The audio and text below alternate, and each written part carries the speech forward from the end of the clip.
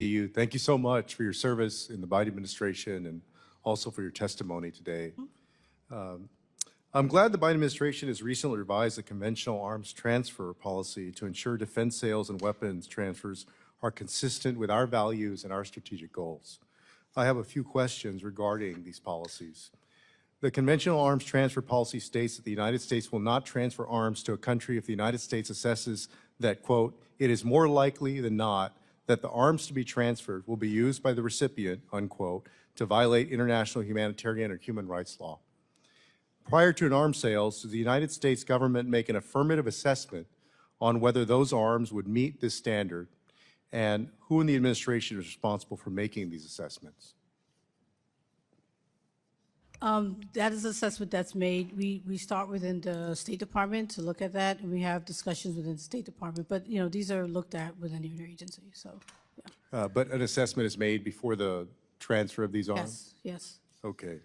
And last week, the White House released National Security Memorandum 20, which aims to ensure that U.S. security assistance is used in line with U.S. law and international humanitarian law. Specifically, the memo creates an enforcement mechanism to hold countries accountable if they're found to have violated provisions such as Section 6201 of the Foreign Assistance Act, which states that the U.S. shall assess if a country has denied or restricted the delivery of U.S. humanitarian aid to a country. So I wanted to ask you, are there any countries that have provided exceptions to the transparency requirements under last week's National Security Memorandum, or will it be applied to all countries equally? It's going to be applied to all countries. That fit within the definitions of the Act, yes. And has the State Department received credible and reliable written assurances from Israel that they will not impede the delivery of U.S. humanitarian assistance? We have talked to Israel about the NSM, and they are aware of it and agree to it. Have they provided us any kind of assurances? We are in the process of, as I said, if you look at the NSM, it provides a time frame if a country is at war to provide those assurances. Will we demand assurances from them? It's part of, yes, it's part of the NSM. Yeah. Okay. And just this morning, the Wall Street Journal reported that the Department of State is investigating whether the bombs used in an Israeli attack on the Jabalia refugee camp were provided by the United States.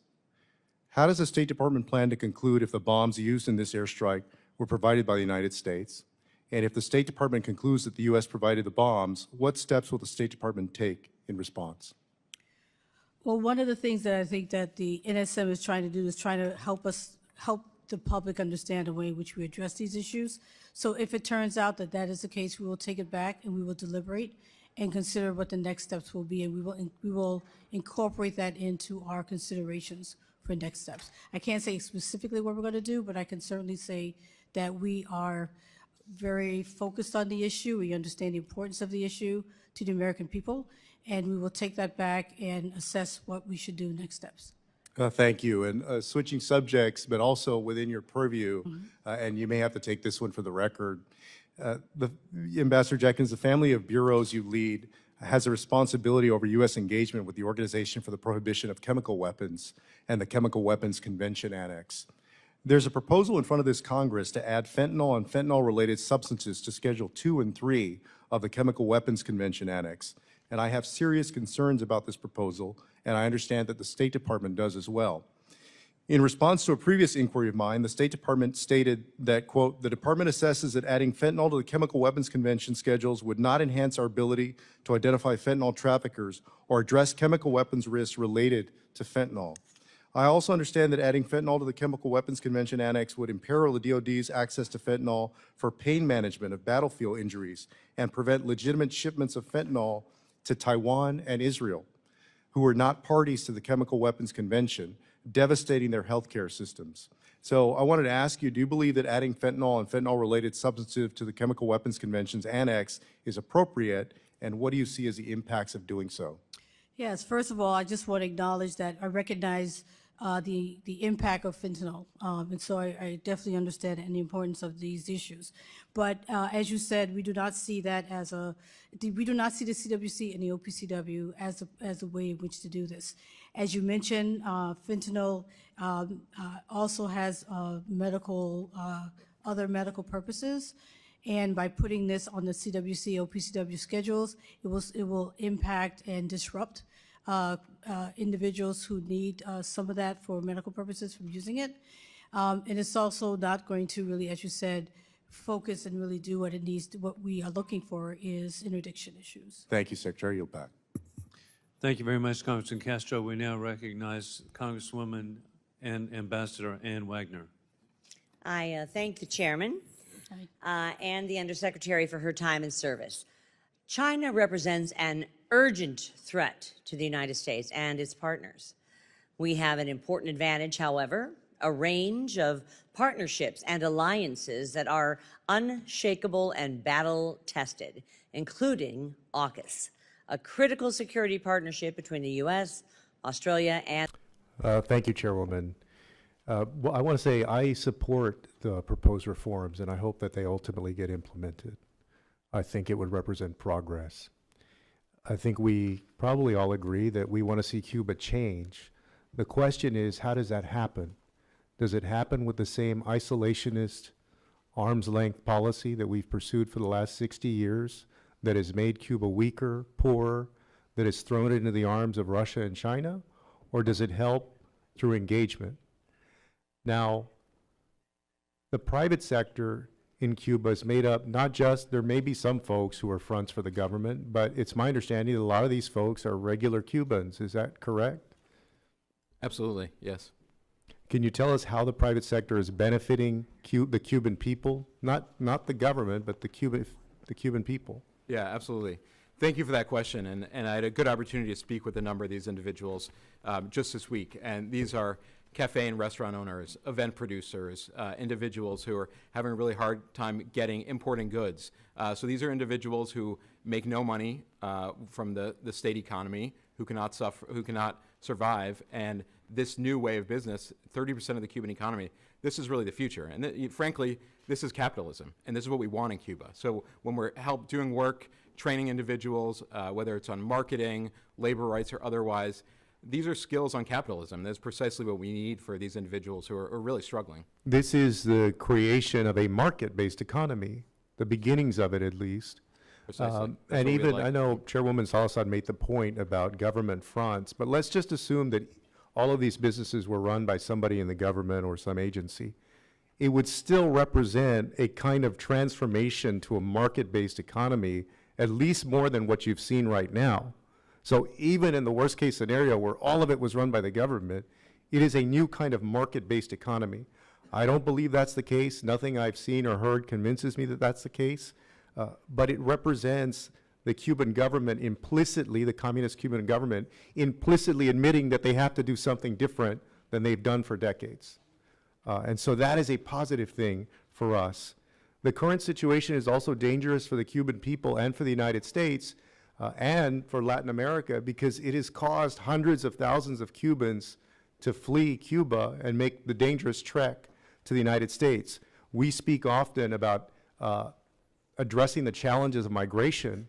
And we talk about, well, we're going to put this many Border Patrol, and we're going to put more surveillance, and and there's going to be a bigger section of the wall in Texas.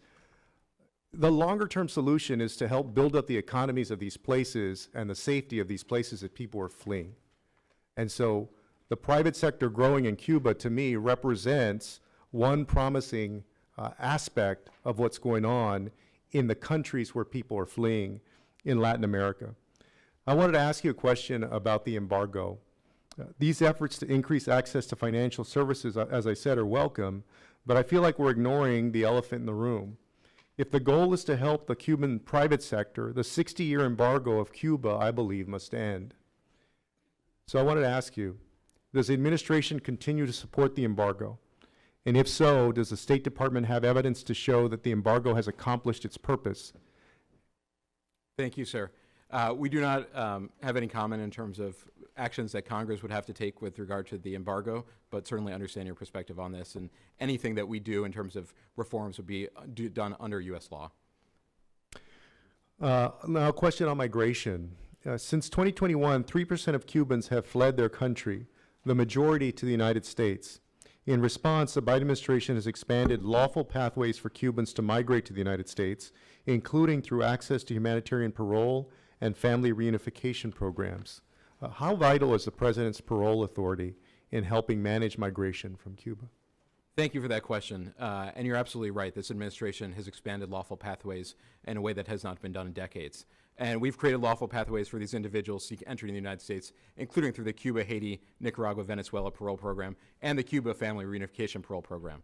And with CHNV, the program I mentioned first, 68,000 Cubans have been able to have a legal pathway to the United States as of January 11th of this year under that program over the past year. So this has been a vital pathway, as has the CFRP. Thank you. I yield back. That's fine. I know, I want the other members to be able to. All right. Now yield 3 minutes to the gentleman from Texas, Mr. Castro. Gentleman is recognized for 3 minutes. Thank you, Mr. Speaker. Thank you, Chairman. This impeachment against Secretary Mayorkas is a sham. The process was a sham. The charges are a sham. And you might wonder, if that's the case, then why go through all of this trouble? Well, last November, a colleague of mine from the state of Texas stood up in this chamber and asked for one meaningful accomplishment that the Republican Congress has accomplished this session. The answer was nothing. That colleague was not a Democrat on this side of the aisle, but a Republican. A Republican who asked the question whether somebody could name one meaningful accomplishment. So the answer to my question, why does this happen, when you have no record of accomplishment to run on, nothing on education, nothing on health care, nothing about creating jobs, nothing on the environment, nothing about keeping people safe, this is what you do. You put on a circus. And that's why we're here today. If we need an example, let's look to the last few days. For years, Republicans have used immigrants as political scarecrows, using them like scarecrows to put up in the face of Americans and scare Americans that every single one of these people, including the 6-year-old children, is coming to harm you and hurt you. And because they have no positive policy solutions, man, they sell that really hard. You hear it on every radio interview, every television interview. You hear it from the people in here. You hear it on television, on Fox News, every single place. They use these people to scare Americans. That's how they want to win. And that's why we're here. Because there's nothing else left. And on the border, Gentleman, I would ask for Additional 30 seconds. gentleman recognized for additional 30 seconds. They have claimed that we need to secure the border. But even when President Biden made the comment that he would be willing to shut down the border because it's overwhelmed, the Republican speaker says that that proposal that would allow for it, what they've been asking for supposedly for years, they say it's dead on arrival. They're not going to do it. This is a show trial. It's a sham. I yield back, Speaker. Gentleman yields back. Gentleman from Mississippi. Texas Congressman Joaquin Castro. Hey, everybody. Good to be with you. I'm actually traveling with my family, my wife and my 3 kids for the next few days, so you may hear my 2-year-old in the background. But I wanted to get on this call because this country really is at a crossroads, as you all know. We are going to choose between somebody who's going to take us down the road of fascism and authoritarianism, or we're going to choose somebody who's going to protect our democracy and make sure that this is a democratic nation. And a lot of folks over the last few months have asked in particular how they can get their family and their friends and their neighbors to vote. How do you get people inspired? And I think it's true. There's been a burst of energy and a burst of momentum since Kamala Harris took over as our nominee. But as y'all talk about these issues, I hope that you'll do your best to talk about them in very familiar terms, in terms that describe how they affect your life and the life of our family members. And I want to speak really quickly to 2 of those. The first is on healthcare. And some of you may know that a few years ago, I was diagnosed with neuroendocrine cancer. I was in a car accident in Spain, and I got diagnosed in Spain with neuroendocrine cancer. And when I got back to the United States, I had a lot of doctor's appointments and, of course, started treatment and had major surgery last year. And then I was told that I have to take a treatment every month. And I started looking at the different bills that I was getting every month. And even though I have insurance now, there were times growing up when my family and I didn't have insurance, and even times as an adult where I didn't have insurance. So this shot that I have to take every month to get treated for neuroendocrine cancer, the price of that drug called lanreotide, the list price that was on that bill was $24,000 per injection. $24,000 per injection. So you can imagine how many Americans who are underinsured or uninsured in so many states across this nation don't get the cancer treatment that they need because they can't afford it. And that's the case not just for cancer, but for diabetes, for sickle cell, for heart disease, and any number of drugs. The reason it matters in this election is because Donald Trump wants to take away the Affordable Care Act. He wants to do away completely with Obamacare. And Kamala Harris will make sure that we not only protect the Affordable Care Act, but that we expand it so that every American is covered. The second one is on if you remember a few weeks ago during the RNC, you saw these signs of all these thousands of RNC delegates holding up mass deportation signs. In other words, kicking out folks that are not only undocumented, but also, as history has shown us, people who are American citizens. During the Great Depression and then later during what was known as Operation Wetback, there were over 1 million people who were US citizens, not only undocumented immigrants who certainly would be deported, but who were American citizens during these mass deportation campaigns who had every right to be in the United States that were deported to Mexico, a country many of them had never even been to. So that's what's at stake. I say that as somebody whose grandmother came to this country when she was 6 or 7 years old as an orphan because both her parents had died at the time of the Mexican Revolution. And when my grandmother came to Texas, there were still signs above some Texas businesses that said no dogs, Negroes, or Mexicans allowed. That is the past that Donald Trump and Project 2025 want to take us back to. So please, y'all, do everything that you can. Make every call you can, walk every block you can, donate every dollar that you can, talk to every family, friend, neighbor, everyone that you can to get them to please vote for Kamala Harris. The future of our country, the future of our democracy, the future of our families is at stake. And thank y'all so much for being engaged and for organizing. Thank you, Rep. Castro. Subcommittee, the Honorable Joaquin Castro. The gentleman from Texas is recognized for 2 minutes. Thank you, Mr. Speaker. I rise in opposition to H.R. 8369 because Joe Biden did the right thing. He made the right decision. The United States is a friend to the people of Israel. The United States is not a rubber stamp to an extremist prime minister who's not prioritized the release of hostages, who has allowed for indiscriminate killings in Gaza, and who has put his own political survival above all else. Chairman McCall said something I think that was very important. After October 7th, the world stood with Israel, expressed support for Israel. I believe all of us did, in a bipartisan way. And so what has happened since then? Prime Minister Netanyahu has ruined the world's support.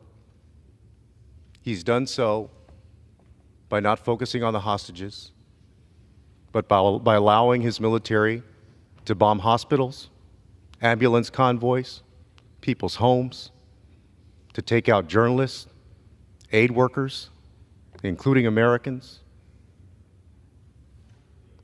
The moral compass does not bend in favor of one nation, regardless of what it does. And that's why the president has done what he has done. And the president's leverage matters. When President Biden has taken steps to exercise his leverage, we've seen immediate results. Last month, President Biden told Israel to open the Erez crossing in northern Gaza. And 3 days ago, dozens of WFP flour trucks entered through the western Erez crossing, bringing desperately needed food to starving families. After the president paused a 2,000 bomb shipment, less than 1% of total weapons shipments to Israel, the Israeli defense minister raised concerns for the first time that Netanyahu has no plan to rescue the hostages or establish a functioning Palestinian government in Gaza. So this, in many ways, is our last chance. We must do the right thing ourselves. Gentleman's time's expired. I want to take up two rules in particular.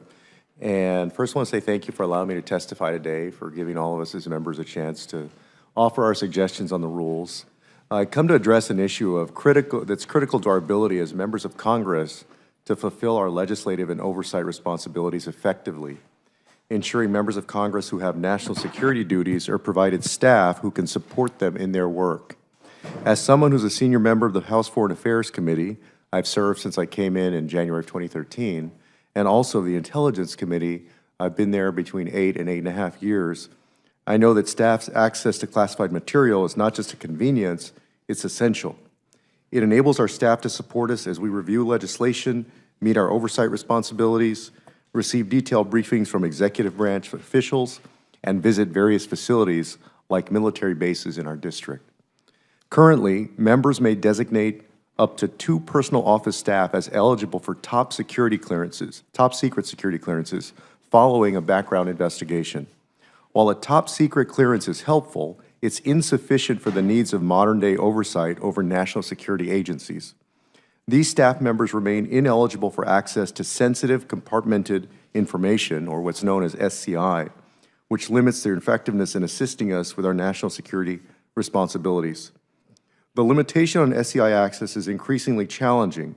As you know, information designated as SCI typically means that it relates to sensitive intelligence sources, methods, or analytical processes.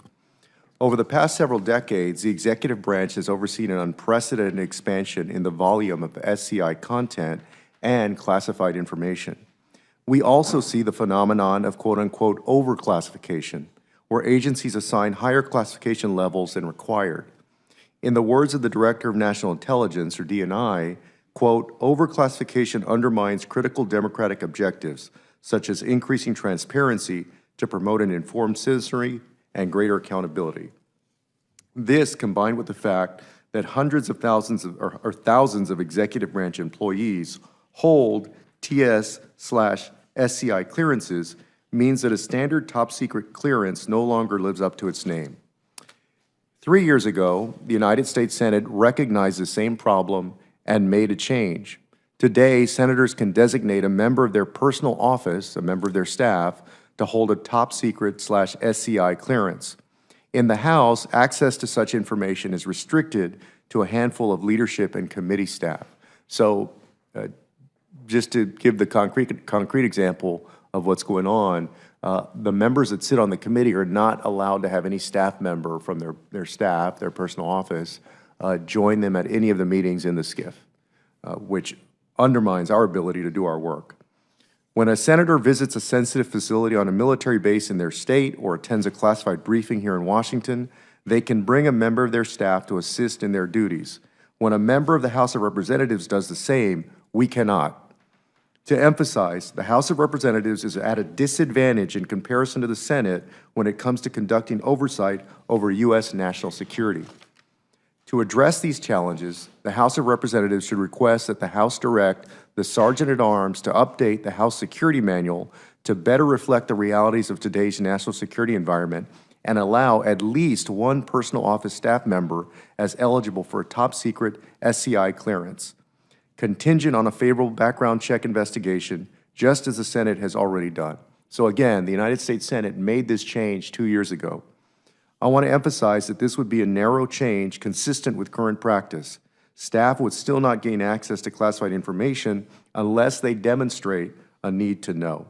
In fact, even within the committee staff, there are times when compartmented information is being discussed that some committee staff will be in the room and others will not. It would not, on its own, grant classified network access or permit the storage or transmission of classified information except where explicitly authorized by the House or relevant committees. In addition, the adjudication process is the same for a top secret and top secret SCI clearance. So the overall volume of requests would not increase, and there wouldn't be any additional costs. If a cleared individual divulges classified information without authorization, because I know that leaks are a concern, they would be subject to criminal prosecution as currently law and House policy provides. In closing, members of Congress have a solemn duty to provide for the common defense and to conduct effective oversight of the executive branch. But to do so, we need appropriately cleared staff to support our efforts. If not, the way it currently exists, I believe that there is a handicap for House members that the Senate no longer has. The current policies encumber our ability to fulfill these responsibilities, and in some cases, they render it nearly impossible. The second issue I'd like to take up is one that we all deal with and all face in our own districts and our own work, and that would be to allow volunteers to support congressional events. It's the second issue I raised today concerns a policy regarding volunteers and the application of the House gift rule. As members of Congress, one of our core responsibilities is to support the needs of the communities that we represent, including through town halls where we solicit input from constituents and events where we advertise federal resources to our constituents. These events take time and money and the hard work of staff to organize successfully, and they're necessary to ensure that members of Congress continue to serve our communities.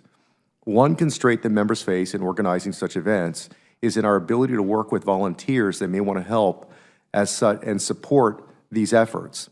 And this again runs afoul of the House gift rule, so that work, that volunteerism, can't be accepted.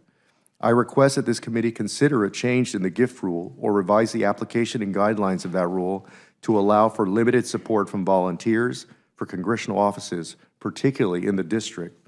The kind of support I'm envisioning includes helping check-in guests or helping an event be set up or pulled down. To prevent abuse, any such change would need to have limits, of course. That could include prohibiting any such support from lobbyists and corporations or requiring a process to notify the Commission on Ethics of any instances where volunteers may be used at a particular event. This change, while minor, I think could significantly improve the ability of members of Congress and our offices to serve our constituents and to do our work. Thank you so much for your time and consideration on these rules. And I look forward to your questions if you have any. The chair recognizes Mr. Castro. Thank you, Chairman. Thank you, Ambassador, for your testimony today. In your prepared testimony, you said, quote, by the end of 2018, as is well known, the President's decision was to bring home American forces from Afghanistan. We've also heard testimony in multiple closed-door transcribed interviews with senior State Department officials to this effect. In other words, that the withdrawal of all U.S. troops from Afghanistan began in February 2020 as part of the agreement you negotiated between the United States and the Taliban. Can you provide examples of how President Trump's decision to withdraw all U.S. troops was apparent and, quote, well known beginning in 2018? Well, and the president tweeted to that effect multiple times. I would give a reference to Secretary Pompeo's book in which he documents the president's determination. Of course, when I had my meetings with the president, he always made that clear, that that was the objective. So let me ask you, so it's fair to say the U.S. withdrawal from Afghanistan began as a result of the February 2020 Doha Agreement under President Trump? Indeed. And do you believe that sentiment to withdraw all troops was known or suspected by the Taliban when you were negotiating with them? And what informs this belief? Well, the public statements, sometimes the Taliban would say that I was not following in my negotiations the letter of or the spirit of what was being said publicly by saying we would only withdraw if certain conditions are met. Why sometimes statements would be made that created the impression as if we would withdraw regardless. So you feel like that was undermining at the time you're negotiating? Well, but that's for others to judge, but the challenge is as I described. The challenge was as I described. And so, and how did that situation, the conflicting statements and so forth, the fact that the Taliban had a sense at least or suspected that there would be a total withdrawal, how did that affect your ability to negotiate the Doha deal with them? Was not helpful, but also, however, I try to educate them not to take public statements made for a variety of reasons as the definitive final word, because circumstances could change, that we needed a good agreement, as good as possible, given the statements that were being made, because without having such an agreement, they might hear a statement very different than the statement. From the president or the Secretary of State or some high-ranking U.S. official. Indeed. Yeah. Yes. And you negotiated this deal. Was there ever any doubt that what it committed the United States to do was to draw down its military fully from the country? Basically, to go to zero? Yeah. That was clearly in the agreement, but the idea of perhaps leaving some forces behind was there, not in the agreement. We had raised it with the Talibs. It became an understanding, I have to be careful how to articulate this, that if there is an agreement between the government of Afghanistan and the Taliban, and there is a new unity government, the issue of a residual U.S. presence would be decided by that government. But as Talibs, they could never agree to themselves. Let me ask you, so in light of these facts to which you've testified, would it be reasonable to say that the withdrawal began in 2020? Right. And that it wasn't the sole decision of one U.S. president in 2021? Agreed. The Trump administration initiated the U.S. withdrawal from Afghanistan by negotiating and ultimately concluding the Doha deal in February 2020 with an explicit aim to withdraw all American troops in the country in 14 months. Right. The Trump administration's implementation of this deal set in motion the formal U.S. withdrawal from Afghanistan. Agreed. I would advise that if we could think about withdrawal and then the way the final phase of withdrawal happened. That's, I think, a distinction that we should keep in mind. Thank you. I yield back. Gentleman's time has expired. Chair recognizes Mr. Castro for 5 minutes. Assistant Secretary Robinson, where do the majority of firearms used by cartels in Mexico, Central America, or the Caribbean come from? Thank you, sir, for that question. The majority of firearms used by criminals in the region come from the United States. And would you say that lax U.S. gun laws are a foreign policy problem for the United States? Well, what I would say is the countries in the region, our friends in the region, are challenged to oppose those transnational organizations, criminal organizations, and gangs who are receiving those weapons. And we are challenged here in the United States to help them. And when countries in the region, particularly the Caribbean, raise their most important priorities with you, this is for Secretary Nichols, how often does the issue of firearms from the United States come up? Comes up very frequently. We believe that the Bipartisan Safer Communities Act was an important step in addressing those concerns. The naming of a special prosecutor in the Department of Justice to lead investigations, the use of technologies like E-Trace, training to partners in the Northern and Southern Caribbean in gun crime investigations has also been responsive to those concerns, but they would certainly, our partners would certainly like us to do even more. And Secretary Robinson, one important tool we have to track and combat the trafficking of firearms is the Bureau of Alcohol, Tobacco, and Firearms' E-Trace system. which allows law enforcement to submit forensic information from captured weapons like serial numbers to the database. Other countries can also participate and submit information, and many do, but there are significant gaps in coverage in Mexico, Central America, and the Caribbean. The INL Bureau that you lead helps build capacity in foreign law enforcement agencies. What are you doing to help foreign law enforcement agencies participate in the E-Trace system and track the source of firearms? Thank you.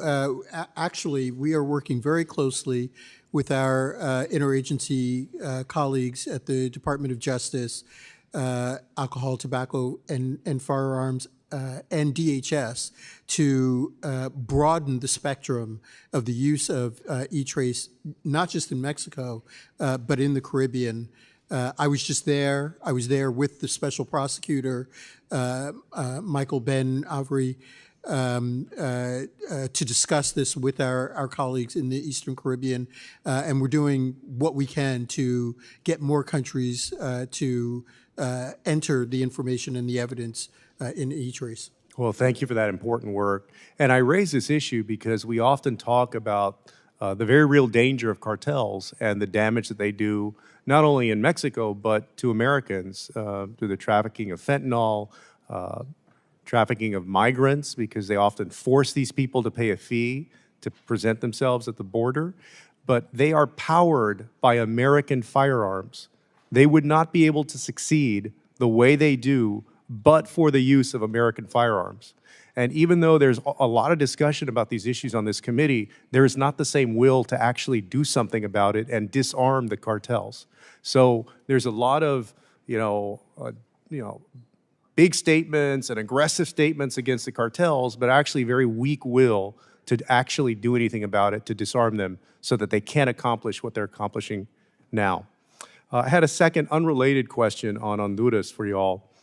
U.S. Trade Representative Catherine Tai has said that, quote, President Biden does not believe corporations should receive special tribunals and trade agreements that are not available to other organizations, and he opposes the ability of private corporations to attack labor, health, and environmental policies through investor-state dispute settlements. Does the State Department share the President's position of opposing investor-state dispute settlement policies? Well, I'll just note that I support the President's policies. The specific reference to Honduras is not something that I've tracked closely, and I would appreciate the opportunity to come back to you for the record with a more specific answer. Thank you. I yield back. Thank you, Mr. Castro. Chair now recognizes Mr. Baird for 5 minutes. Thank you, Mr. Chairman and Ranking Member. I appreciate the opportunity. Recognize the Ranking Member for 5 or more minutes. Thank you. Eric, you're really earning your government salary today. I guess I do have a question, but first let me speak to the Cuba issue. And Chairwoman, I respect, she obviously has very strong perspective, very strong convictions, and I know many people in her district agree with her. I guess I want to present a bit of an alternative because she knows we disagree on this. Since the early 1960s, we tried one thing, which was to distance ourselves from Cuba, sanction Cuba, to isolate Cuba, and the result was that the Castro stayed in office for decades and decades and decades, and the people in Cuba were impoverished. The society fell behind other nations of the world, even though it has incredible potential as a nation, and the people have incredible potential. And I think it comes down to whether you believe going forward we should stick to those 1960s policies, or whether we would have more influence on the direction of Cuba. Again, not picking their leaders or picking how they do things, just like we don't need to do for any other nation, but have some influence in the direction they take. I think that the answer is engagement. And I know the designation of terror came in the last week, I think, of the Trump administration, that the Secretary of State made that designation, literally on their way out. And so I hope that you all will undertake that review. I think it is a necessary review.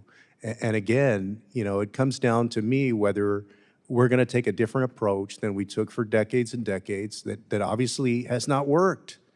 Or whether we're going to leave Cuba in the hands of nations like China and Russia. And I think that's why I was supportive of what President Obama was trying to do in his second term, which was to normalize diplomatic relations, to start preparing at that time for the departure of both the Castros and be ready at that time, in that moment, to build a closer relationship with the Cuban people and the Cuban government to try to make the country more democratic and, to take a different course. It didn't end up panning out that way, obviously. In fact, when President Trump came in, like I said, in their last week, they designated the country as a state sponsor of terror.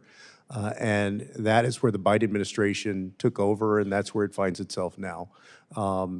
But I hope that we will take a different course. But I did have a question I wanted to ask you. I'm concerned about the ongoing efforts to undermine and discredit the convictions of the 8 individuals found guilty of the murder of human rights and environmental defender Berta Cáceres. As you know, the appeals to those convictions are ongoing and are overdue for a judgment.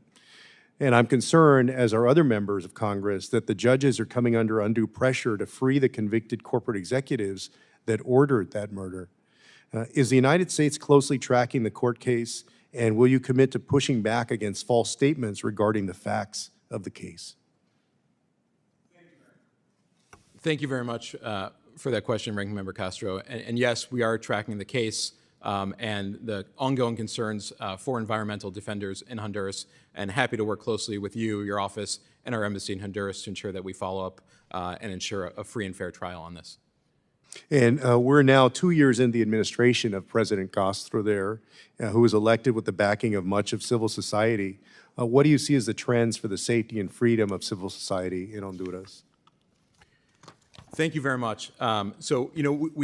We certainly work very closely with Honduran civil society on a number of issues. I was in Honduras earlier this year, met with members of civil society. I would say in particular, met with members of the Griffin community, LGBT community who feel under threat. So I feel there's much more we can do. The embassy works very closely to ensure that these individuals, these groups have our support. But we do think there's more that can be done, including through the human rights protection mechanism in Honduras. So we'll continue to push hard on that.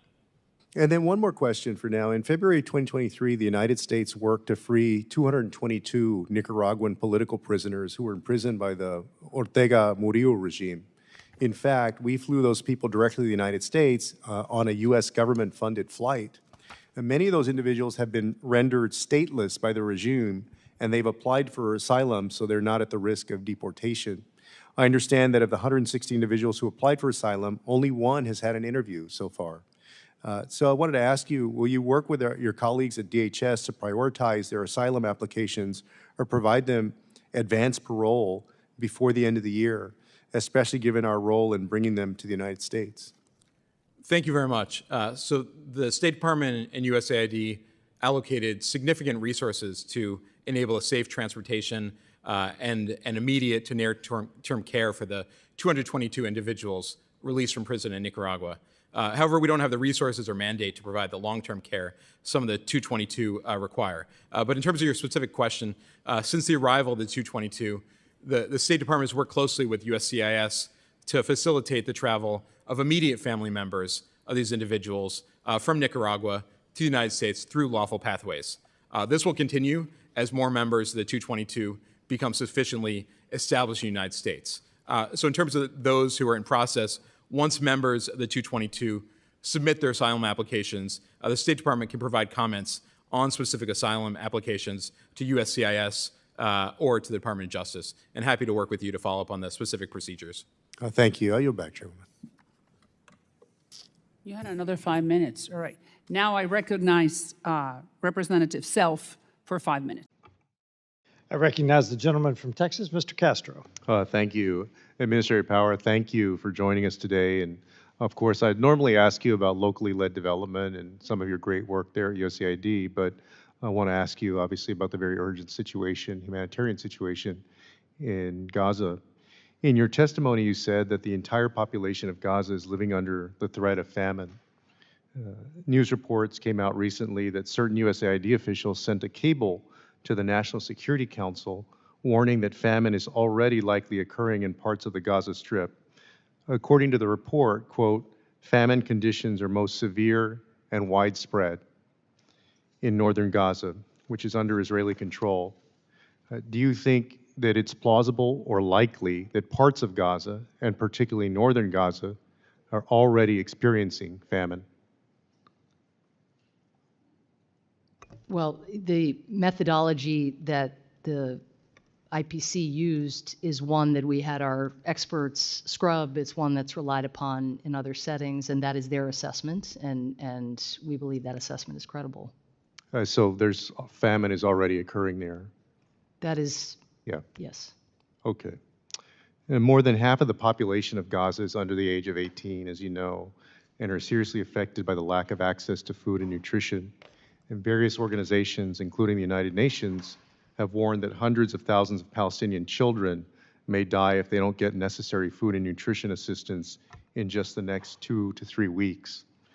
Has USAID made such an assessment itself, and do you have a sense of how many such children might be at risk of dying if they don't get access to food and nutrition that's currently unavailable? I do not have those assessments on hand, but I will say that in northern Gaza, the rate of malnutrition prior to October 7th was almost 0, and it is now 1 in 3 kids. But extrapolating out is hard. And I will say, just with some humility, because it is so hard to move around in Gaza, because the access challenges that give rise in part to the malnutrition are so severe, it is also, hard to do the kind of scaled assessments that we would wish to do. But in terms of, actual severe acute malnutrition for under 5s, that rate was 16% in January and became 30% in February. And we're awaiting the March numbers, but we expect it to So it got continue on markedly worse. Yeah, markedly worse, but extrapolating and giving you the overall numbers. And just to be clear, I realize you're not part of the DoD or the State Department in working on these issues diplomatically, but is it your understanding that humanitarian assistance and food assistance is not supposed to be denied even when countries are at war with each other? Because there is this argument that, well, if Hamas would release the hostages, if they would surrender, that this would stop. But there's certain laws of war and certain conduct that nations are supposed to follow, and that includes allowing for humanitarian assistance. Correct. I mean, I will say, of course, and we all agree, the hostages should be released. Absolutely. It's an absolute outrage that they have been kept this long, and the horror and terror for the families of those individuals, I can't even contemplate. But yes, food must flow. But and kids can't be starved because you have two groups that are at war with each other. Food must flow, and food has not flowed in sufficient quantities to avoid this imminent famine in the south and these conditions that are giving rise already to child deaths in the north. And I'm down to 1 minute, so part of this maybe we'll ask for the record, but in response to questions from my colleague, Representative Wild of Pennsylvania, you said that there have been restrictions on U.S. humanitarian assistance. You also referenced the National Security Memorandum 20 as taking into account future restrictions, and you said that that was a process that Secretary Blinken was leading. Given USAID's expertise on these issues, was USAID, and in particular the Bureau of Humanitarian Assistance, provided an opportunity to weigh in to the State Department's determination under NSM 20 that Israel's assurances that is following U.S. and international law are, quote, credible and reliable? Absolutely. Oh, thank you. Thank you for your work, and I yield back.